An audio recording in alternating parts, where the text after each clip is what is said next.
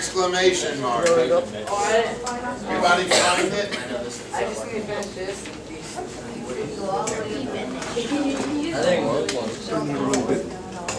We need a plan to get this done. Then say aloud. Some partners. There you go. Okay, everybody got this up? Everybody got the simulator up on their machines? Charlie, help them walk around. Make sure everybody's Okay, you got it guys up. are all right? You guys okay? Okay?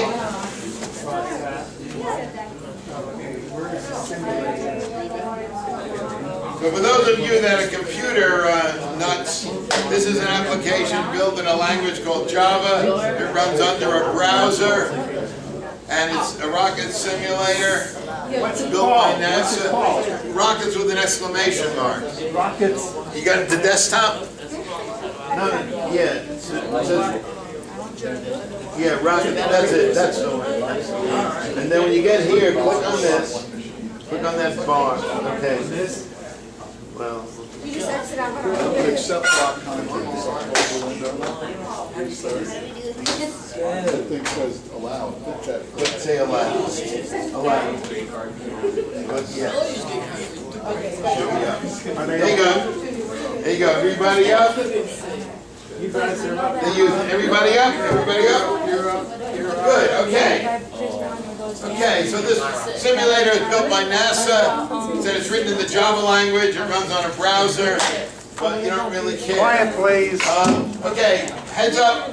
Watch me, and then when I tell you, you can go and you can do things. First, before we do this, let's see. Everybody got handed out a little packet. Yeah, it's in the folder. It's in the folder. Okay, can I have a packet? There's a packet. I have a packet. Okay. First thing I want to do is take. Oh, we didn't give them the metric stuff. Oh, I didn't put the metric thing in there because I just didn't have it. Yeah. Okay. We can do it later. We'll do it Okay, tomorrow. okay. Okay. Okay. We don't need these. Okay. We gave you two sheets. One sheet is a rocket data sheet you're actually going to use when you're actually running your simulator and filling in values. We have another sheet here, which is called Rocket Simulator Settings. These are some of the initial settings you have to set, which we're going to use in a couple of minutes to help you set these values in the simulator. Okay, well let's start by everybody looking up front here. So this is the rocket we're building. It's made out of a 2-liter soda bottle. Oh yeah, I have to mention one thing I keep forgetting to mention.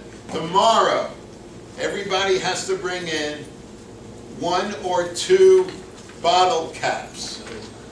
Bottle cap? Plastic bottle cap. Plastic bottle caps that fit soda bottles or water bottles. Okay, if everybody brings in 2, then we'll have more than enough of the right kind. So everybody, remember tonight, bring a couple of caps tomorrow. Just soda bottle caps. Okay, so we have the soda bottle, the water, we have fins. Okay, and remember what's very important is that to make your rocket stable, the center of gravity must be ahead of the center of pressure. Okay? So the center of gravity must be ahead of the center of pressure. Go ahead. Okay. If you don't have that, your rocket will be unstable and it will tumble. Now it works out the simulator won't let you even launch if the center of pressure is above the center of gravity. Okay. You can add one thing to your bottle, and it's your choice, and this is called a fairing.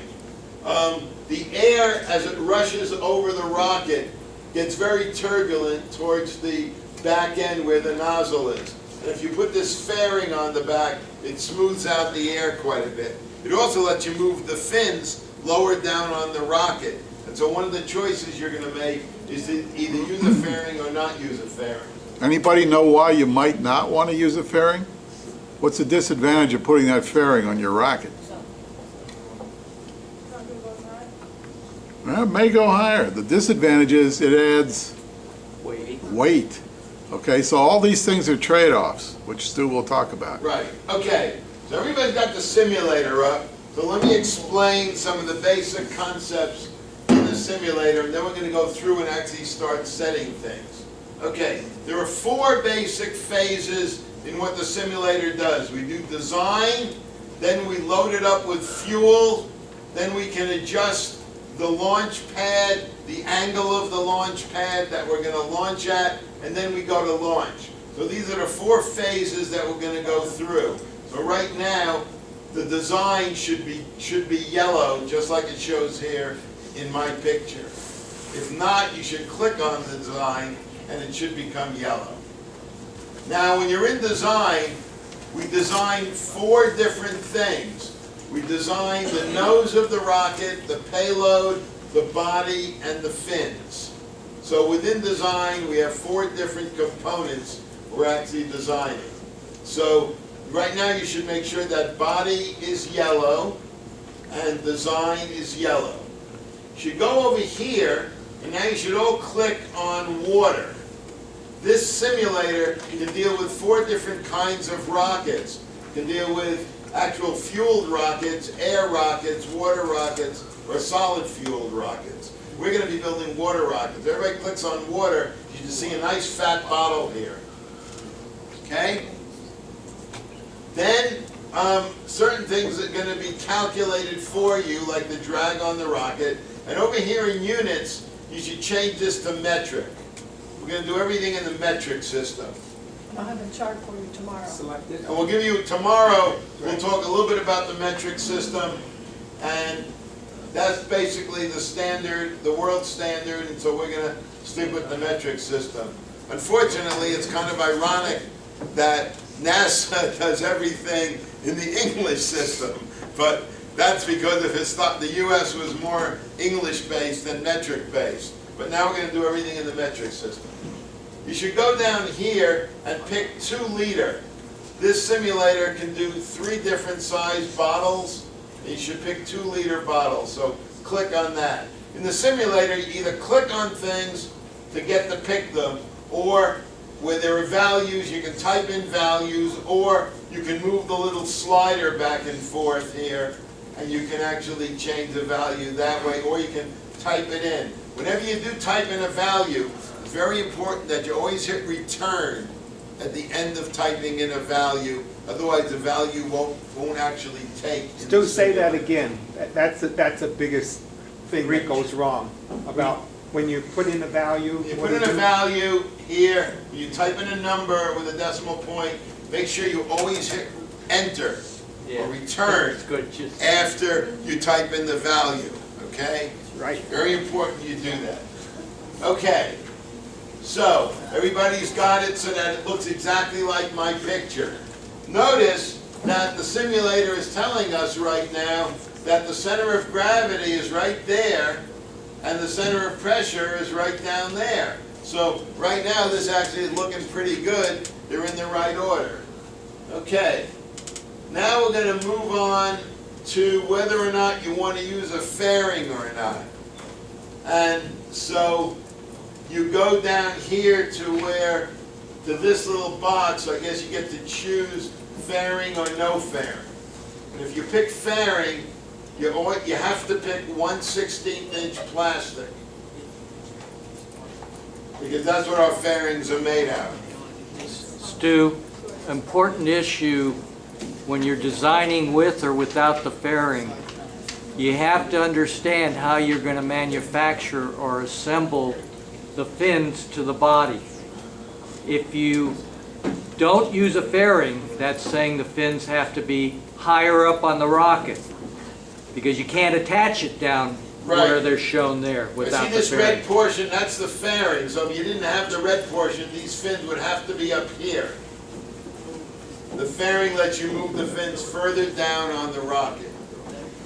Okay, then you're gonna tell it what the length of the fairing is and what the diameter of the fairing is, and you have to put in these numbers. 10.16. Okay, you're getting to learn the simulator now, so then you're going to do all this on your own. Now, this is on, what you just said is also on that sheet that everybody has. It's also on this sheet of settings, correct? Yeah. Then you're gonna move over, you got the idea now, you're gonna move over here and click on fins instead of body. And you click on fins, what's gonna now happen is this whole part of the picture is gonna change because it's now gonna change to all the parameters we need to design the fins. So when you click on fins here, the first thing you do is you pick what you're making your fins out of. And in your case, it's going to be 1/16 inch gray cardboard.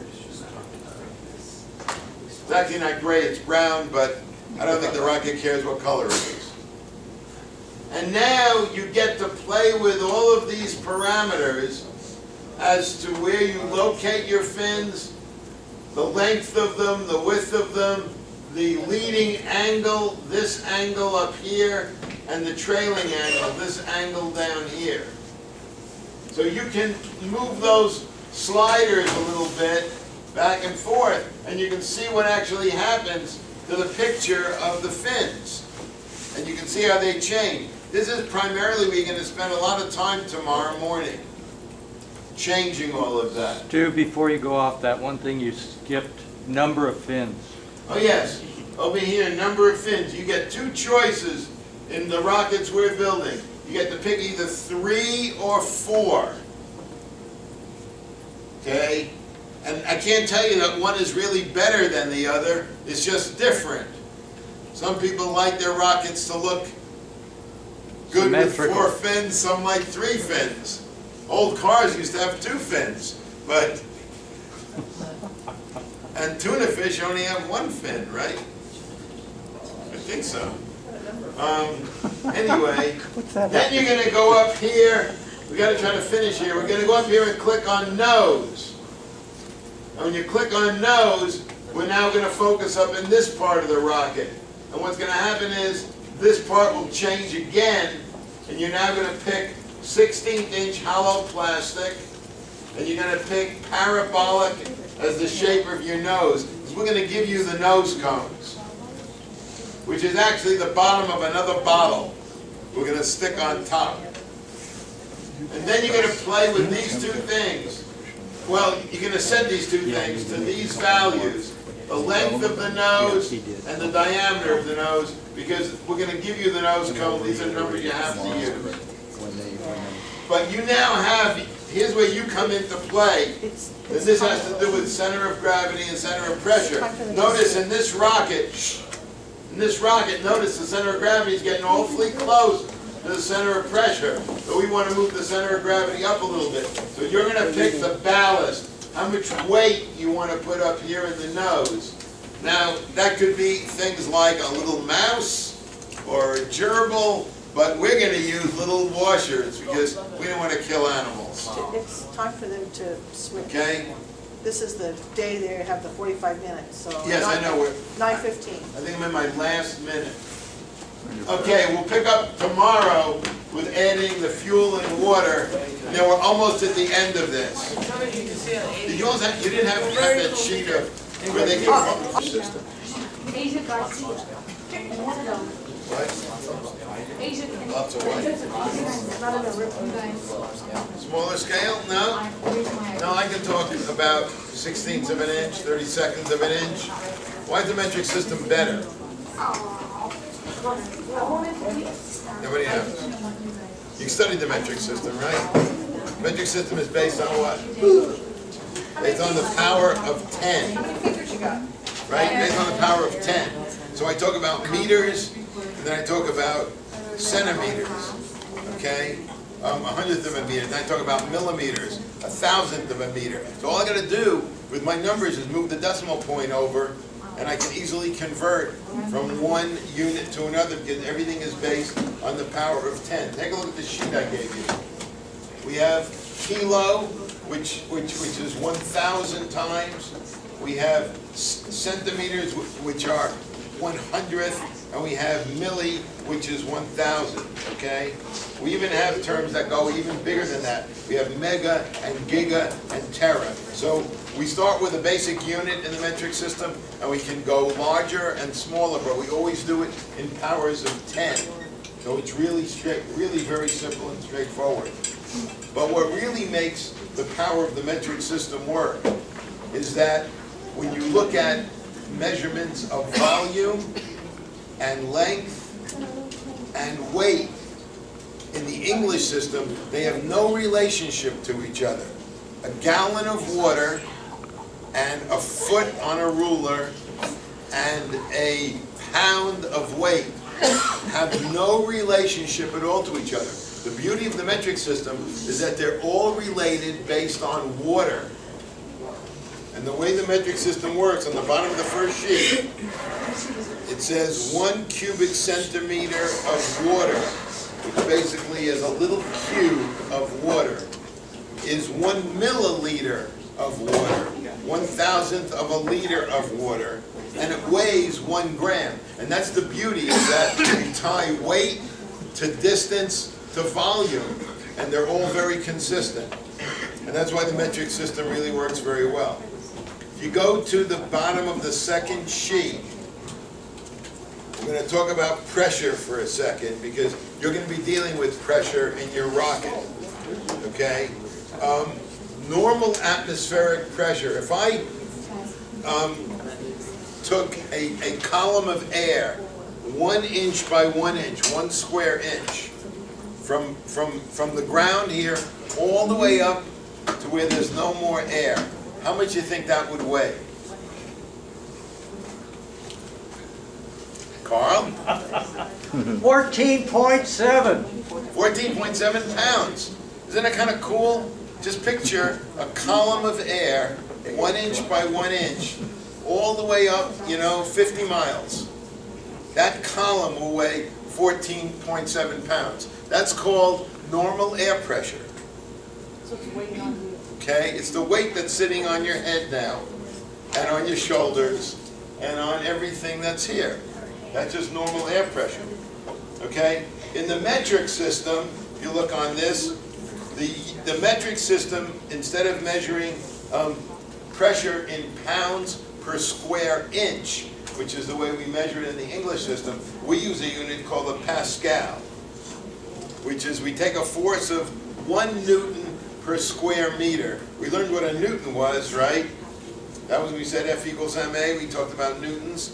And if we took 1 meter by 1 meter, 1 square meter, then the normal pressure of that in metric is called 1 Pascal. And so I gave you some of the conversions here. And the reason this is important to you is because when we pump up your rocket, we're going to be pumping up your rocket to, there's a maximum value that we're going to use, which is on your data sheet, which is up to 480 kilopascals, which is 70 pounds per square inch. And so I just want to show you what the conversion is. So you should keep these sheets handy, because you probably get to use them in science and math, and they're really good sheets that give you the basics of what the metric system's all about. Okay, so let's go back to where we were yesterday. Everybody up on the computer? Everybody got this thing set to a water rocket? Okay, so we started out by yesterday, we said that there were four phases here: design, fuel, pad, and launch. Now we're in the design phase, and we're designing the nose, the body, and the fins. And so we started out by designing the body, and we set some of these values, and then we move on to doing the fairing, and then we moved on to designing fins. And you can have 3 fins or 4 fins, and you can make them different shapes, and you can try that, and you can see how